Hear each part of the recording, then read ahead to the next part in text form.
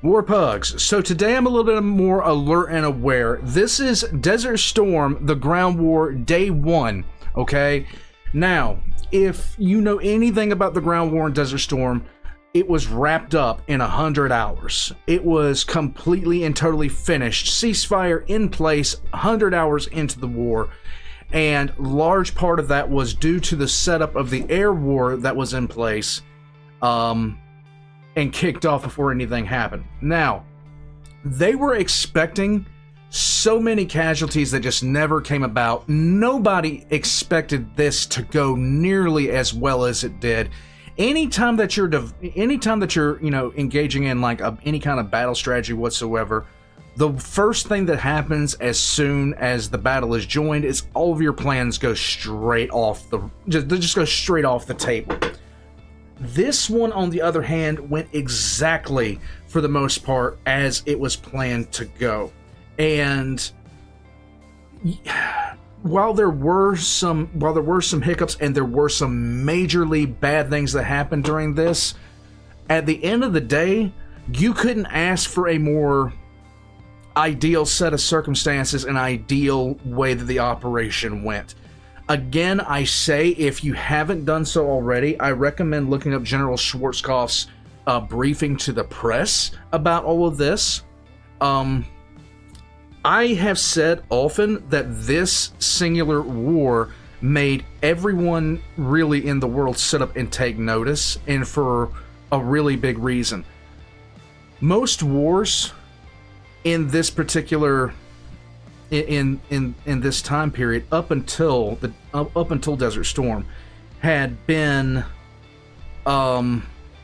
longer, more drawn out affairs, and it was a major thing when two countries went to war, because you expected them to be at war at the minimum for months, but this was over so fast, and it was such an overwhelming victory that it made a lot of people that were talking calm down really fast. It also set the stage for a couple of other things to come into place.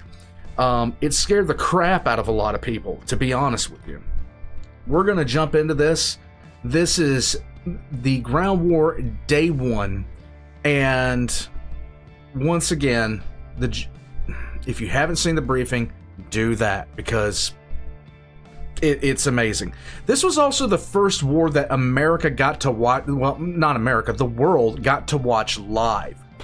And one thing that I remember about the war in Iraq when I was in the military, one of the funniest things is the Iraqi propaganda minister sitting there talking about how no tanks were in Baghdad. In the background, you saw an M1 Abrams going down the street. It was one of those classic moments.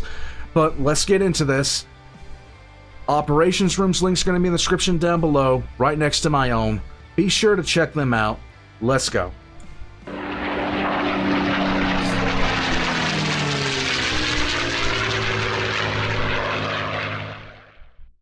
Late on the 23rd of February 1991, 10 Special Forces reconnaissance teams of the US 3rd and 5th Special Forces Groups crossed the border into Iraq by helicopter. They are to join Green Beret, Delta Force and British SAS operatives already in Iraq. In just a few hours' time, the ground invasion to liberate Kuwait will begin, and these invisible eyes in the desert will report on Iraqi division movements. Operation Desert Storm has been ongoing for 5 weeks. A 35-nation-strong coalition formed as a response to the Iraqi invasion of Kuwait has been engaged in a massive bombing campaign against Saddam Hussein's Iraq. With an average of 2,500 bombing sorties per day, the command and control structures and logistics lines to Saddam's army in the east have been severely degraded. More recently, the bombing has shifted towards Iraqi troops themselves, aiming to soften them up and weaken their resolve to fight such a superior enemy. Coalition Navy ships have also blasted Iraqi positions near the Kuwaiti coast with naval gunfire. President George H.W. Bush issues a final ultimatum to Saddam Hussein: leave Kuwait by 8 p.m. on the 23rd of February, or face a ground invasion. Like the ultimatum preceding the air campaign, this is no bluff, and D-Day, the beginning of the ground invasion, is scheduled to begin at 4 a.m. on the 24th. General Norman Schwarzkopf, Commander-in-Chief of Coalition Forces, arrives at Central Command in Riyadh.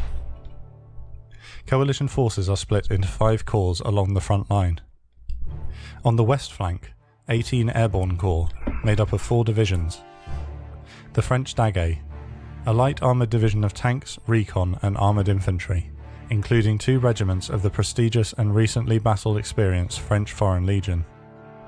The infamous US 82nd and 101st Airborne Divisions. The 82nd will support the French Daguet as motorised infantry. The 16,000 paratroopers of the 103rd will ride into battle with 350 helicopters. Sheesh! The 24th Infantry Division and 3rd Armoured Cavalry Regiment, bringing a combined 333 Bradley infantry fighting vehicles and 333 Abrams main battle tanks. The 2 formations bring an armoured capability to 18 corps. 7 corps, in the centre, are the heavy armoured fist of the coalition. The US 1st and 3rd Armoured Divisions and the British 1st Armoured Division are the centrepiece of the battering ram, using Abrams and Challenger tanks. Supplementing the 3 armoured divisions are the US 1st Cavalry and 1st Infantry Divisions. If you want a good overview of the Challenger tank, I really recommend Laserpic's video on it. The Challenger itself, some people disagree with it as a good platform, some people do not, but I really recommend Laserpic's video on the Challenger if you want to learn more about it. And the 2nd Armoured Cavalry Regiment, with further Abrams and Bradleys, helicopter, engineering and artillery support. 1st Infantry, known as the Big Red One, were the first wave to attack Omaha Beach on D-Day in 1944. 7 Corps will roll across the border with 1,487 main battle tanks, 1,384 infantry fighting vehicles, 242 attack helicopters, and 146,000 troops. 146,000 troops and all that equipment, that's more than most countries put together. Like, that's more than several countries put together. That's enough to topple everything. East of 7 Corps, on the border with Kuwait, is Joint Forces Command North, made up of divisions of Egyptian, Saudi, Kuwaiti and Syrian armour. Marine Central Command comprises the US 1st and 2nd Marine Divisions, armed with the older M60 tanks and a brigade from the 2nd Armoured Division. The east flank is another joint command of mechanised Arab forces from Saudi Arabia, Oman, the UAE, Kuwait, Bahrain, Morocco and Senegal. With the Iraqi Air Force neutralised, overwhelming air power can be brought to bear with many hundreds of coalition strike and close air support aircraft, ready to react at a moment's notice. Coalition ground forces number nearly 700,000. The Iraqi military can't boast such firepower. Of the approximately 350,000 Iraqi troops in the region, it is estimated that 140,000 have already deserted, with another 26,000 killed in the ferocious and unhindered bombing leading up to G-Day. The bombing campaign, as well as the psychological impact, has been studied, was studied very, very extensively after this was all said and done. And there's a lot of opinions as far as why so many Iraqis wound up deserting. The vast majority of the Iraqi army left their post rather than stand and fight. And there has been so many people who have tried to come up with explanations. There's a lot of different explanations as far as just basic differences in military culture in terms of how they're recruited, things of that nature, as well as just the sheer psychological impact of what the task force had done to it up to that point. Now, this was an army that had just had in living memory, and I can't exactly remember exactly when, I think it was less than a few years before, had fought a war against a power that they thought was comparable to what they were going to be facing. And then when the United States shows up and the United States and the coalition shows up and just bushwhack their entire Air Force back into the Stone Age, things changed rapidly. The 700,000 coalition troops, with modern tanks and air power, will face roughly 180,000 Iraqis, armed with tanks that mostly date from pre-1980 and with no air power.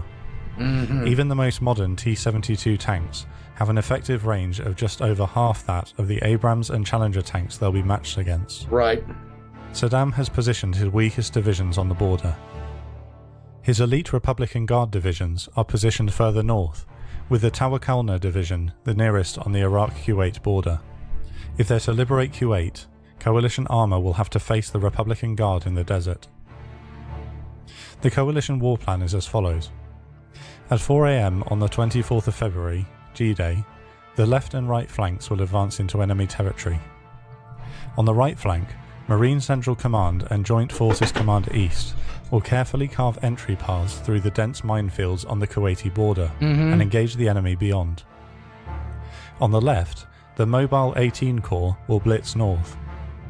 The 101st Airborne will perform a massive helicopter assault to capture an area 155 miles behind enemy lines, named Objective Cobra, hold it, and build a forward operating base, potentially under fire. Meanwhile, the rest of 18 Corps will advance north by land. The French and 82nd Airborne will capture Objective Rochambeau, another supply route near As Salman, and then As Salman Crossroads and Airfield, so that ground supply trucks can reach the 101st further north. On G+1, the Armoured Fist of 7 Corps will advance across the Saddam line and move north. On G+2, on reaching Al-Basaya, 7 Corps will wheel right into Kuwait, where they'll face the Republican Guard en masse. The Arab forces on the right flank will have the honour of liberating Kuwait City. That was a decision. That was a decision made, I believe, by Schwarzkopf himself to have the faces showing up to liberate Kuwait City itself be Middle East. 5:30 AM on the 24th of February, the US Marines on the right flank advance across the border. They're immediately met with Iraqi artillery fire. Because they don't have any forward observers or helicopter support, the shells are being fired wildly at the American line, and no hits are scored. To cover their advance, Marine artillery returns fire with 140 artillery pieces and 9 multiple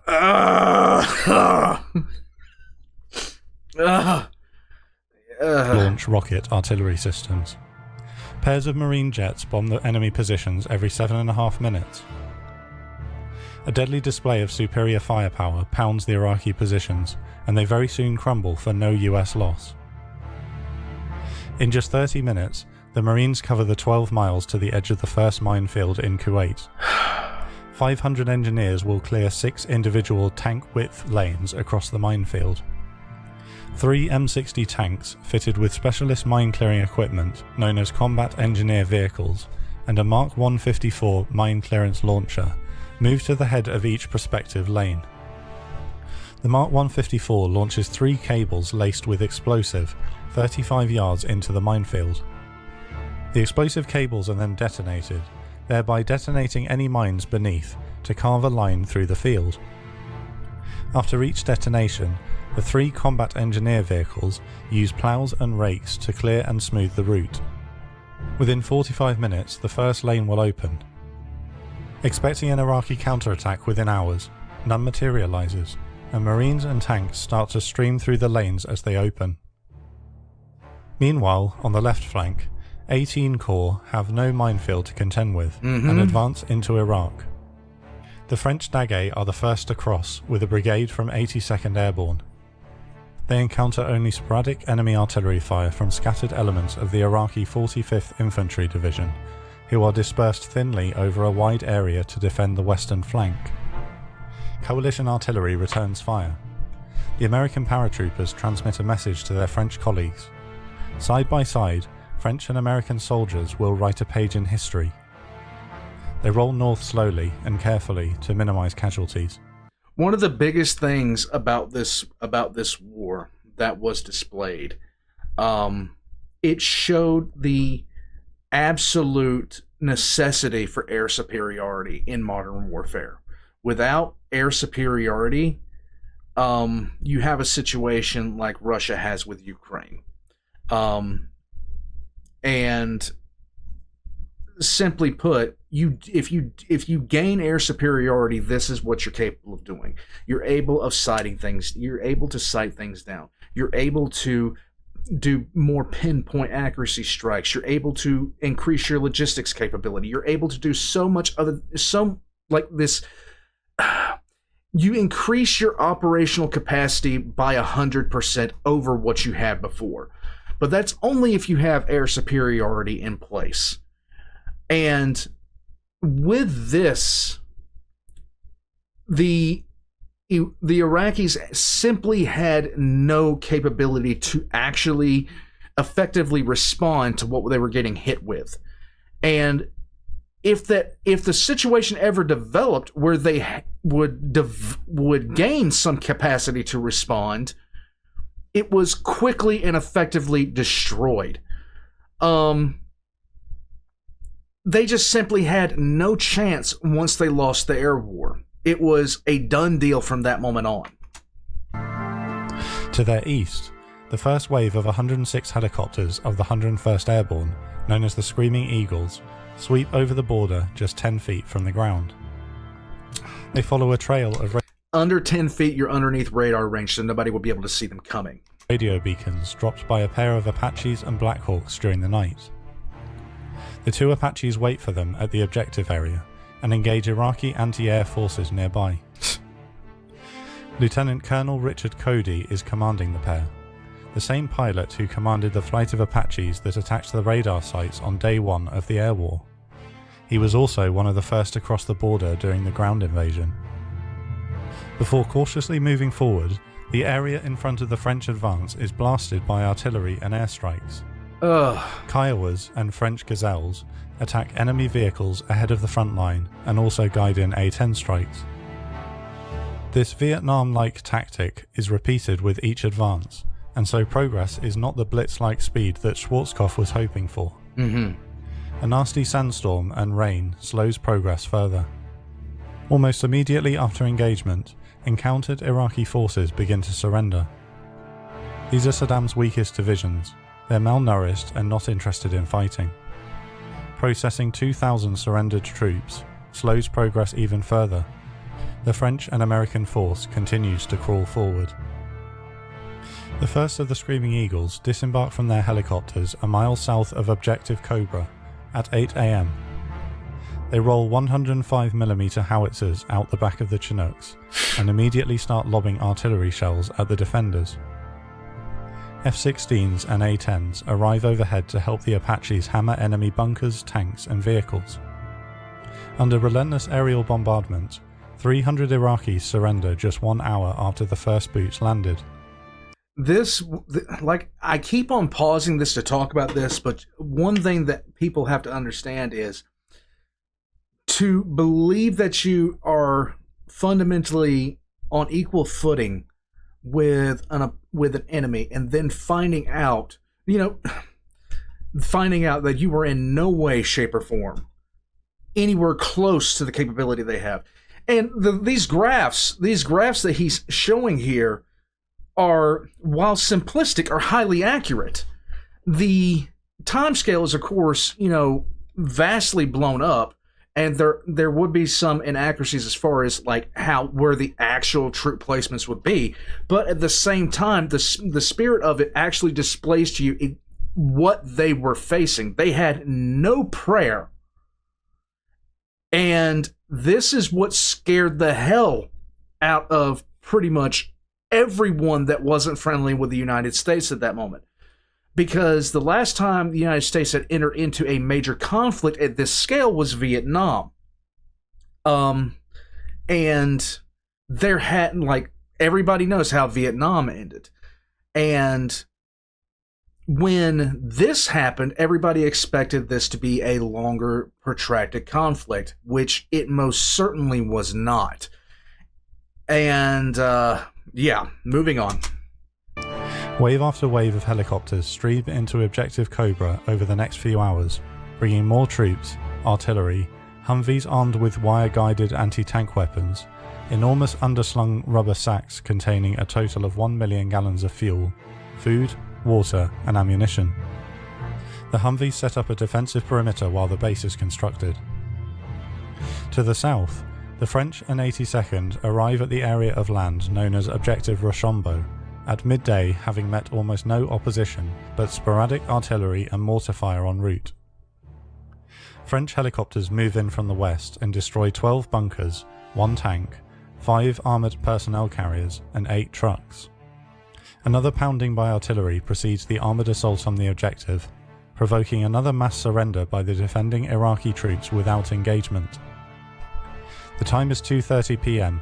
and the French and Americans have moved into Iraq and taken their first objective, overwhelming all opposition immediately, accepting 3,500 surrenders and losing only 2 soldiers. Schwarzkopf is unhappy that this walkover wasn't performed fast enough, and demands that the advance on As Salman is sped up. It's a similar situation on the right flank. M60 tanks and marines are now through the first and second layer of minefields. Artillery continues to batter enemy positions, including aircraft-directed counterfire against enemy artillery pieces. A captured Iraqi colonel describes the dispositions of his remaining forces. The minefield itself claims 9 tanks, but no marines killed. On the left flank, a convoy of marine vehicles is attacked from behind by M60 tanks in a friendly fire incident. With 55 rounds fired, 2 trucks and an assault vehicle are destroyed, killing 1 marine.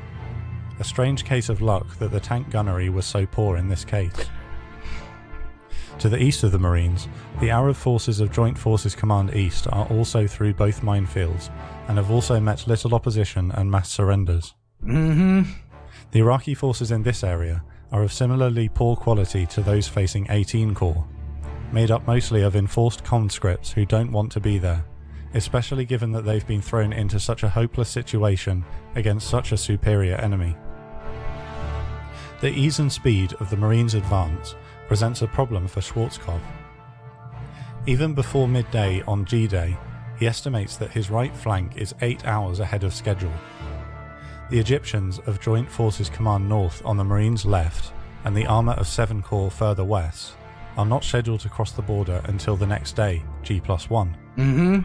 However, the speed and depth of the Marines' advance has left their left flank vulnerable to attack, or worse envelopment, by Iraqi armoured divisions just west of them. Schwarzkopf makes the bold decision to move the central assault forward to today at 3 p.m, just 2 hours away and 15 hours ahead of schedule. British 1st Armoured Division rushes to join the rest of 7 Corps on the front line from their staging area 60 miles behind the line. The last-minute time change carries logistical risks, but the enemy is weaker than anticipated, and the advantage needs pressing.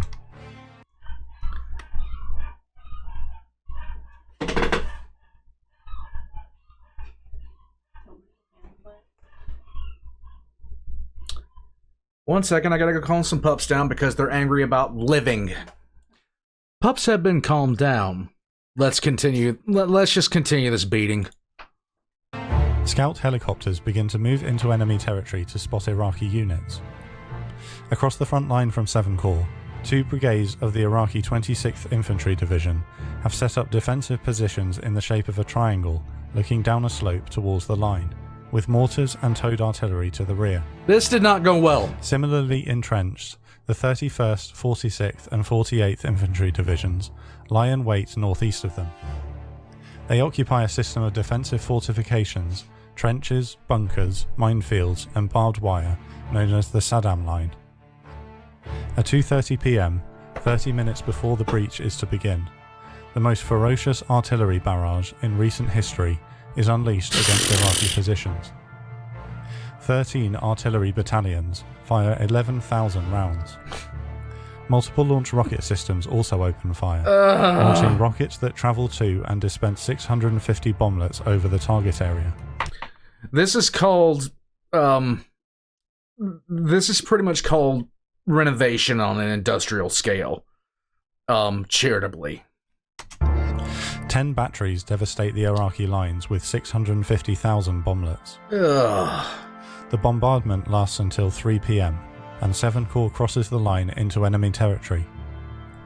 The 334 Abrams and 224 Bradleys of the 1st Infantry Division are the first to engage, firing fearsome volleys of rounds into the Iraqi trenches and bunker positions. For the first time, the defenders don't surrender and return fire with tanks, artillery, anti-tank guns, small arms and RPGs, albeit disorganised and inaccurate. 2nd Armoured Cavalry lead the left flank's advance and meet similar resistance deeper in Iraq. Under fire, combat engineers hastily clear lanes across the thin minefield, and vehicles of the 1st Infantry move across. On reaching the Iraqi trenches, the Bradley infantry fighting vehicles don't dismount their infantry to clear them. Instead, armoured bulldozers turn left and right and move up the edge of the trenches, using ploughs to push the piled up sand and dirt back into the trenches, filling them in. This tactic is controversial because 150 Iraqis who don't surrender are buried alive. By sunset, the 1st Infantry have broken through the Saddam line in multiple places, capturing 550 troops for only 2 casualties. With safe lanes marked through the line, the armoured divisions begin to move up to the front, ready to begin their mighty punch into Iraq and Kuwait.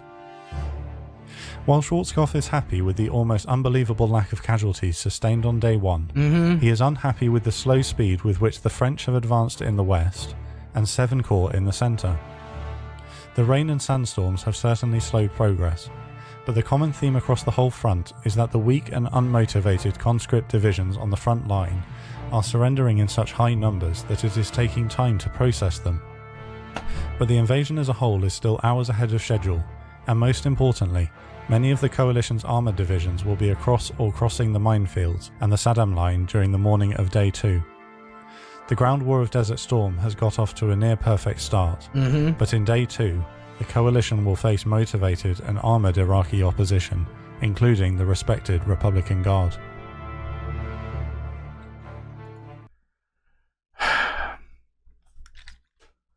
Now, day 1 was largely just a beatdown of the conscript army that Saddam had. The expected resistance that they would face was practically nothing. The entire front just moved like water for the most part. And you heard the casualty figures. Mass amount. And he didn't even mention how many dead or wounded the Iraqis had at that point. He just mentioned in terms of surrendering Iraqis. And at this point, the mass surrenders have, like, yes, these are some large numbers for surrenders, but this nowhere near what would wind up happening as the invasion progressed. And yes, the Republican Guard was seen as a formidable fighting force, a very formidable fighting force. But even they, I mean, the next time we get into this, when we start talking about Desert Storm, and I'm going to make a playlist for this series, when we start talking about how this actually all panned out, you're going to see just how quickly everything just went downhill.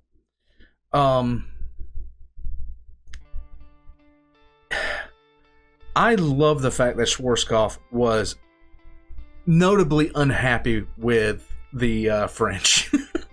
I love the fact that he was very vocal in his displeasure about the French army.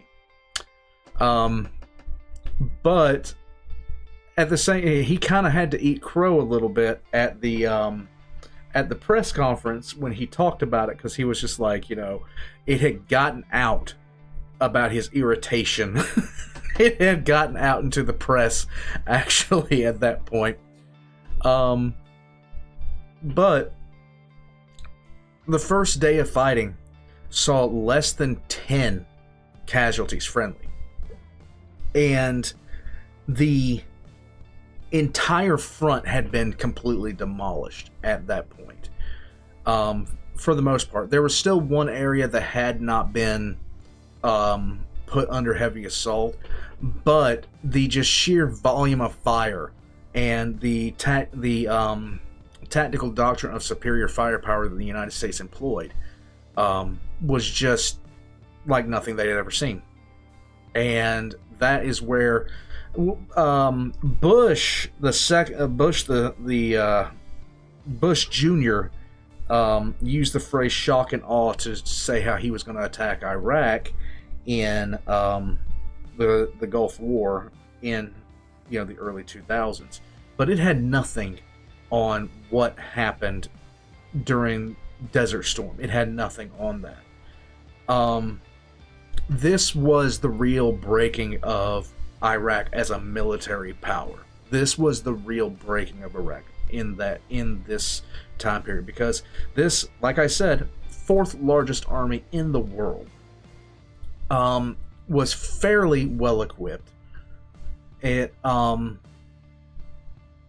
nobody expected this. Like, well, of course, military planners and stuff like that really knew what they were looking at. But if you took somebody off the street and told them that we were going to be attacking an army that size, that well equipped, in a nation like Iraq, nobody really expected it. It was the America fuck yeah moment of the early 90s, and everybody was kind of on board with that. The one thing I think that Schwarzkopf did very, very well was he let other groups other than just the United States take premier positions. And one thing that we do in war games is we really, really work on that communication and spreading of responsibilities to other groups, to other countries. But yeah, done talking about it, guys. It's the Operation Room. You need to check them out. I love the displays and the animated lines of advance that he puts into these, because it really gives you while not 1,000% accurate, it gives you, I'd say, around about 75% accurate display of where troops were, what they were doing, and what happened. And you can't really argue with that in terms of how effective it is as a visual storytelling tool. So I really enjoy this. This is a good way to show someone how this war actually got carried out. And the only better way to do it, the only actual better way to do it would be if you literally compile the after action logs of 700,000 troops, and then guesstimated based off sightings and everything else like that from drones, from helicopters, from everything like that, what happened on the rest of the battlefield.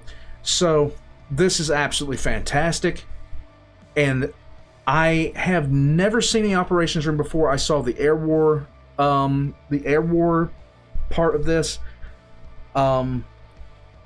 but I can say with just complete certainty that this is probably one of the better storytelling tools about a major event that I have seen. This is something, if somebody asked me about Desert Storm at this point, why Desert Storm itself in the early 90s was so effective, I would most certainly point them to this series and have them take a look at this, because you're not going to get much better. You're really not going to get much better. You can't. So kudos to this channel. This channel just became one of my favorite channels to take a look at now. All the Operations Rooms links, channel links are going to be in the description down below for this video. I'm going to set up its own playlist. Please check out them. Subscribe to them. Subscribe to me if you haven't already. Hit the like button. Leave me a comment down below. Let me know what you think. And if you can, and if you want to, join as a member of Patreon for early access. I will catch you guys next time, and I hope you have a great day, okay? It seems like I froze up there in the last little bit, but you guys have a great day.